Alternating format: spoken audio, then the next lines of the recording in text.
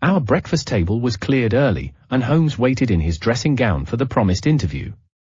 Our clients were punctual to their appointment, for the clock had just struck 10 when Dr. Mortimer was shown up, followed by the young baronet. The latter was a small, alert, dark-eyed man about 30 years of age, very sturdily built, with thick black eyebrows and a strong, pugnacious face. He wore a ruddy-tinted tweed suit and had the weather-beaten appearance of one who has spent most of his time in the open air, and yet there was something in his steady eye and the quiet assurance of his bearing which indicated the gentleman. "This is Sir Henry Baskerville," said Dr. Mortimer.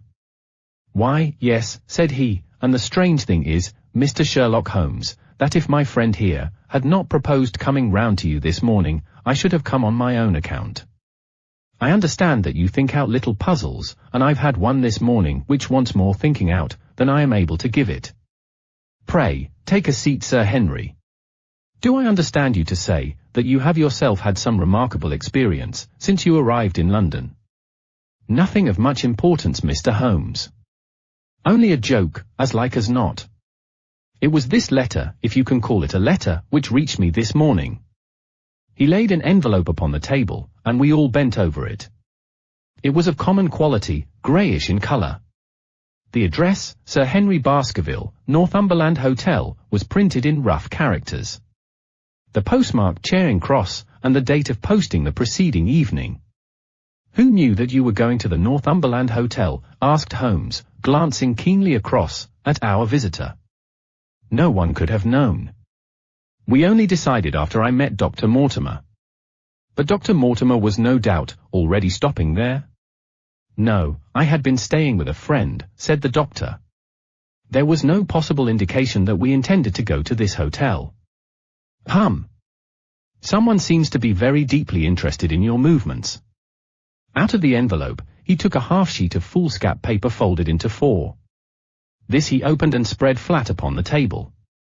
Across the middle of it, a single sentence had been formed by the expedient of pasting printed words upon it. It ran, "As you value your life or your reason, keep away from the moor." The word "moor" only was printed in ink. "Now," said Sir Henry Baskerville, "perhaps you will tell me, Mr. Holmes, what in thunder is the meaning of that, and who it is that takes so much interest in my affairs. What do you make of it, Dr. Mortimer? You must allow that there is nothing supernatural about this, at any rate?" "No, sir, but it might very well come from someone who was convinced that the business is supernatural." "What business?" asked Sir Henry sharply. "It seems to me that all you gentlemen know a great deal more than I do about my own affairs." "You shall share our knowledge before you leave this room, Sir Henry, I promise you that," said Sherlock Holmes. "We will confine ourselves for the present, with your permission, to this very interesting document, which must have been put together and posted yesterday evening. Have you yesterday's Times, Watson?" "It is here in the corner." "Might I trouble you for it, the inside page, please, with the leading articles?" He glanced swiftly over it, running his eyes up and down the columns. "Capital article this on free trade. Permit me to give you an extract from it. You may be cajoled into imagining that your own special trade or your own industry will be encouraged by a protective tariff, but it stands to reason that such legislation must in the long run keep away wealth from the country, diminish the value of our imports, and lower the general conditions of life in this island." "What do you think of that, Watson?" cried Holmes in high glee, rubbing his hands together with satisfaction. "Don't you think that is an admirable sentiment?" Dr. Mortimer looked at Holmes with an air of professional interest, and Sir Henry Baskerville turned a pair of puzzled dark eyes upon me. "I don't know much about the tariff, and things of that kind," said he, "but it seems to me we've got a bit off the trail, so far as that note is concerned." "On the contrary, I think we are particularly hot upon the trail, Sir Henry. Watson here knows more about my methods than you do, but I fear that even he has not quite grasped the significance of this sentence." "No, I confess that I see no connection," said I. "And yet, my dear Watson, there is so very close a connection, that the one is extracted out of the other. Your life, reason, value, keep away from the. Don't you see now whence these words have been taken? By thunder, you're right." "Well, if that isn't smart," cried Sir Henry. If any possible doubt remained, it is settled by the fact that keep away and from the are cut out in one piece. Well, now, so it is. Really, Mr. Holmes, this exceeds anything which I could have imagined, said Dr. Mortimer, gazing at my friend in amazement. I could understand anyone saying that the words were from a newspaper, but that you should name which, and add that it came from the leading article, is really one of the most remarkable things which I have ever known. How did you do it? I presume, Doctor, that you could tell the skull of a Negro from that of an Eskimo? Most certainly. But how? Because that is my special hobby. The differences are obvious: the supraorbital crest, the facial angle, the maxillary curve, exactly, Doctor, as this is my special hobby, and the differences are equally obvious. There is as much difference to my eyes between the leaded bourgeois type of a Times article and the slovenly print of an evening halfpenny paper as there could be between your Negro and your Eskimo. The detection of types is one of the most elementary branches of knowledge to the special expert in crime. Though I confess that once when I was very young, I confused the Leeds Mercury with the Western Morning News. But a Times leader is entirely distinctive, and these words could have been taken from nothing else. As it was done yesterday, the strong probability was that we should find the words in yesterday's issue. So far as I can follow you, then, Mr. Holmes, said Sir Henry Baskerville, someone cut out this message with a scissors. Nail scissors, said Holmes. You can see that it was a very short-bladed scissors, since the cutter had to take 2 snips over or keep away. That is so. Someone then cut out the message with a pair of short-bladed scissors, pasted it with paste. Gum, said Holmes, with gum onto the paper. But I want to know why the word more should have been written? Because he could not find it in print. The other words were all simple and might be found in any issue, but the more would be less common. Why, of course, that would explain it. Have you read anything else in this message, Mr. Holmes? There are 1 or 2 indications, and yet the utmost pains have been taken to remove all clues. The address, you observe, is printed in rough characters. But the Times is a paper which is seldom found in any hands but those of the highly educated. We may take it, therefore, that the letter was composed by an educated man who wished to pose as an uneducated one, and his effort to conceal his own writing suggests that writing might be known or come to be known by you. Again, you will observe that the words are not gummed on in an accurate line, but that some are much higher than others. Life, for example, is quite out of its proper place. That may point to carelessness, or it may point to agitation and hurry upon the part of the cutter. On the whole, I incline to the latter view, since the matter was evidently important, and it is unlikely that the composer of such a letter would be careless. If he were in a hurry, it opens up the interesting question why he should be in a hurry, since any letter posted up to early morning would reach Sir Henry before he would leave his hotel. Did the composer fear an interruption, and from whom? We are coming now rather into the region of guesswork, said Dr. Mortimer. Say rather, into the region where we balance probabilities and choose the most likely. It is the scientific use of the imagination, but we have always some material basis on which to start our speculation. Now, you would call it a guess, no doubt, but I am almost certain that this address has been written in a hotel. How in the world can you say that? If you examine it carefully, you will see that both the pen and the ink have given the writer trouble. The pen has spluttered twice in a single word, and has run dry 3 times in a short address, showing that there was very little ink in the bottle. Now, a private pen or ink bottle is seldom allowed to be in such a state, and the combination of the two must be quite rare. But you know, the hotel ink and the hotel pen, where it is rare to get anything else. Yes, I have very little hesitation in saying that, could we examine the waste paper baskets of the hotels around Charing Cross until we found the remains of the mutilated Times leader, we could lay our hands straight upon the person who sent this singular message. Hello, what's this? He was carefully examining the foolscap upon which the words were pasted, holding it only an inch or 2 from his eyes. Well, nothing, said he, throwing it down. It is a blank half-sheet of paper without even a watermark upon it. I think we have drawn as much as we can from this curious letter, and now, Sir Henry, has anything else of interest happened to you since you have been in London? Why, no, Mr. Holmes, I think not. You have not observed anyone follow or watch you? I seem to have walked right into the thick of a dime novel, said our visitor. Why in thunder should anyone follow or watch me? We are coming to that. You have nothing else to report to us before we go into this matter? Well, it depends upon what you think worth reporting. I think anything out of the ordinary routine of life, well worth reporting. Sir Henry smiled. I don't know much of British life yet, for I have spent nearly all my time in the States and in Canada.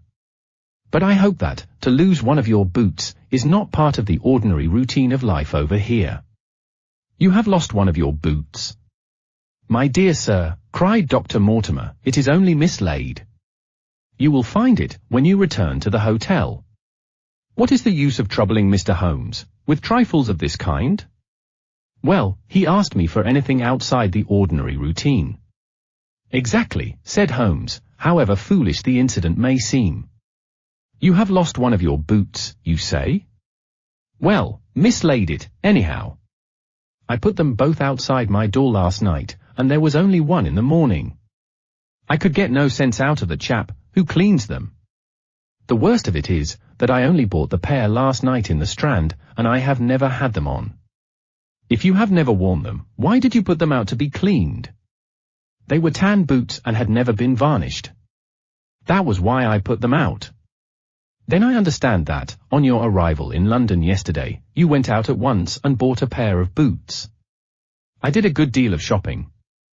Dr. Mortimer here went round with me. You see, if I am to be squire down there, I must dress the part, and it may be that I have got a little careless in my ways out west. Among other things I bought these brown boots, gave $6 for them, and had one stolen before ever I had them on my feet. It seems a singularly useless thing to steal, said Sherlock Holmes. I confess that I share Dr. Mortimer's belief that it will not be long before the missing boot is found.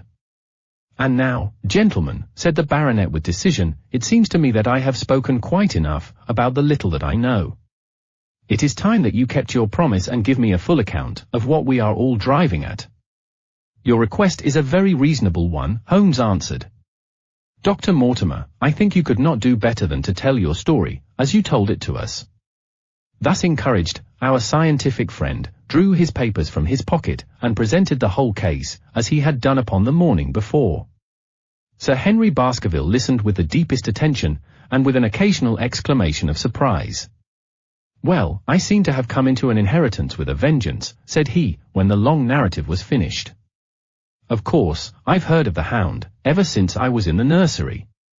It's the pet story of the family, though I never thought of taking it seriously before. But as to my uncle's death, well, it all seems boiling up in my head, and I can't get it clear yet. You don't seem quite to have made up your mind, whether it's a case for a policeman or a clergyman, precisely. And now, there's this affair of the letter to me, at the hotel. I suppose that fits into its place. It seems to show that someone knows more than we do about what goes on upon the moor, said Dr. Mortimer. And also, said Holmes, that someone is not ill-disposed towards you, since they warn you of danger. Or it may be that they wish, for their own purposes, to scare me away.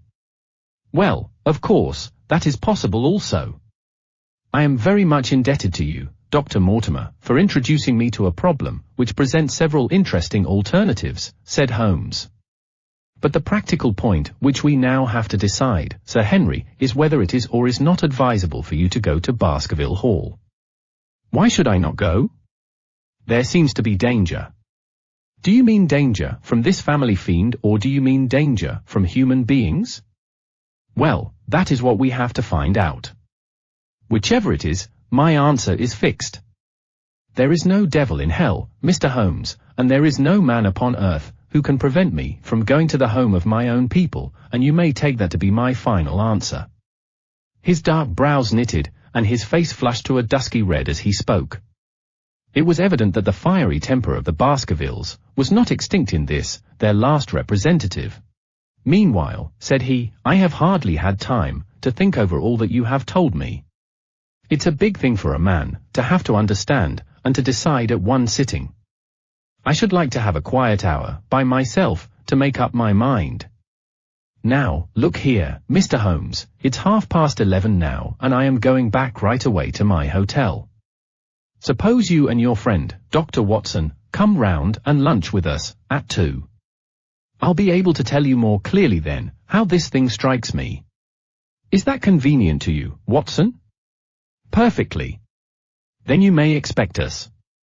Shall I have a cab called? I'd prefer to walk, for this affair has flurried me rather.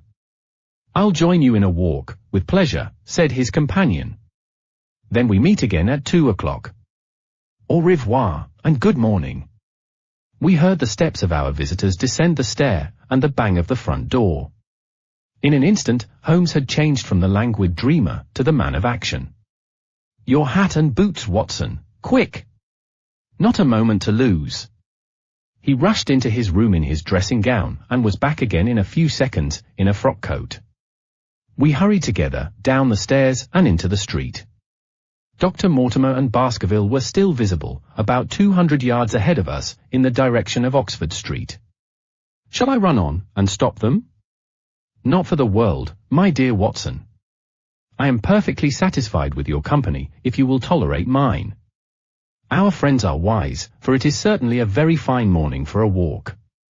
He quickened his pace, until we had decreased the distance, which divided us by about half. Then, still keeping 100 yards behind, we followed into Oxford Street and so down Regent Street.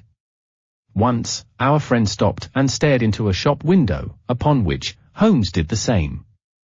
An instant afterwards he gave a little cry of satisfaction, and following the direction of his eager eyes, I saw that a hansom cab with a man inside, which had halted on the other side of the street, was now proceeding slowly onward again. There's our man, Watson. Come along. We'll have a good look at him, if we can do no more. At that instant, I was aware of a bushy black beard, and a pair of piercing eyes, turned upon us, through the side window of the cab. Instantly, the trap door at the top flew up, something was screamed to the driver, and the cab flew, madly off down Regent Street. Holmes looked eagerly round for another, but no empty one was in sight. Then he dashed in wild pursuit, amid the stream of the traffic, but the start was too great, and already the cab was out of sight. There now, said Holmes bitterly, as he emerged panting and white with vexation, from the tide of vehicles. Was ever such bad luck, and such bad management too, Watson? Watson, if you are an honest man, you will record this also and set it against my successes. Who was the man? I asked. I have not an idea. A spy? Well, it was evident from what we have heard, that Baskerville has been very closely shadowed by someone, since he has been in town. How else could it be known so quickly, that it was the Northumberland Hotel which he had chosen? If they had followed him the first day, I argued that they would follow him also the second. You may have observed, that I twice strolled over to the window, while Dr. Mortimer was reading his legend. Yes, I remember. I was looking out for loiterers in the street, but I saw none. We are dealing with a clever man, Watson. This matter cuts very deep, and though I have not finally made up my mind, whether it is a benevolent, or a malevolent agency, which is in touch with us, I am conscious always, of power and design. When our friends left, I at once followed them, in the hopes of marking down their invisible attendant. So wily was he, that he had not trusted himself upon foot, but he had availed himself of a cab, so that he could loiter behind, or dash past them, and so escape their notice. His method had the additional advantage, that if they were to take a cab, he was all ready to follow them. It has, however, one obvious disadvantage. It puts him in the power of the cabman. Exactly. What a pity, we did not get the number. My dear Watson, clumsy as I have been, you surely do not seriously imagine, that I neglected to get the number? Number 2704 is our man. But that is no use to us for the moment. I fail to see how you could have done more. On observing the cab, I should have instantly turned and walked in the other direction. I should then at my leisure have hired a second cab and followed the first, at a respectful distance, or better still, have driven to the Northumberland Hotel and waited there. When our unknown had followed Baskerville home, we should have had the opportunity of playing his own game upon himself, and seeing where he made for. As it is, by an indiscreet eagerness, which was taken advantage of, with extraordinary quickness and energy by our opponent, we have betrayed ourselves and lost our man. We had been sauntering slowly down Regent Street, during this conversation, and Dr. Mortimer, with his companion, had long vanished in front of us. "There is no object in our following them," said Holmes. "The shadow has departed and will not return. We must see what further cards we have in our hands, and play them with decision. Watson, could you swear to that man's face, within the cab?" "I could swear only to the beard." "And so could I, from which I gather that in all probability, it was a false one. A clever man upon so delicate an errand has no use for a beard save to conceal his features. Come in here, Watson." He turned into one of the district messenger offices, where he was warmly greeted by the manager. "Ah, Wilson, I see you have not forgotten the little case, in which I had the good fortune to help you." "No, sir, indeed I have not." "You saved my good name, and perhaps my life." "My dear fellow, you exaggerate." "I have some recollection, Wilson, that you had among your boys a lad named Cartwright, who showed some ability during the investigation." "Yes, sir, he is still with us." "Could you ring him up, thank you? And I should be glad to have change of this £5 note." A lad of 14, with a bright, keen face, had obeyed the summons of the manager. He stood now gazing, with great reverence, at the famous detective. "Let me have the hotel directory," said Holmes.